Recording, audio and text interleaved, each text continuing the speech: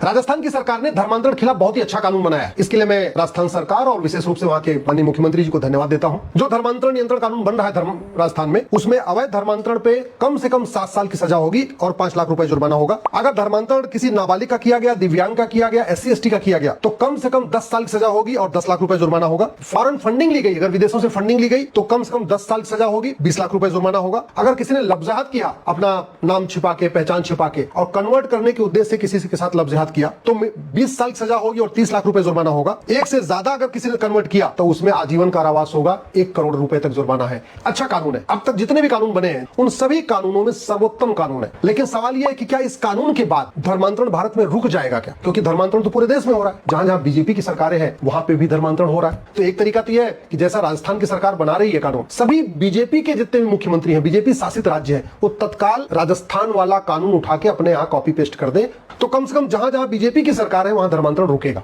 कई राज्यों में बीजेपी की सरकार नहीं है तो फिर वहां क्या होगा? और फिर यूनियन टेरिटरी, भाई 28 राज्य है और 8 केंद्र शासित प्रदेश है। जो 8 यूनियन टेरिटरी है वहां तो कोई धर्मांतरण के लिए अलग से कानून ही नहीं है। वहां तो सिंपल पहले IPC चलती थी, अब BNS चल रही है। इसमें ऑफेंस रिलेटिंग टू रिलीजन तो है, ऑफेंस रिलेटिंग टू कन्वर्जन नहीं है। और धर्मांतरण से राष्ट्रांतरण हो रहा है, हमारा विचार बदल रहा है, सोच बदल रही है, त्योहार बदल रहा है, सब कुछ बदलता जा रहा है। इसलिए धर्मांतरण रोकने के लिए जैसा कानून राजस्थान की सरकार ने बनाया है वैसा ही कठोर कानून पार्लियामेंट में बनाया जाए। इसी BNS में एक नया चैप्टर जोड़ दिया जाए, ऑफेंस रिलेटिंग टू कन्वर्जन।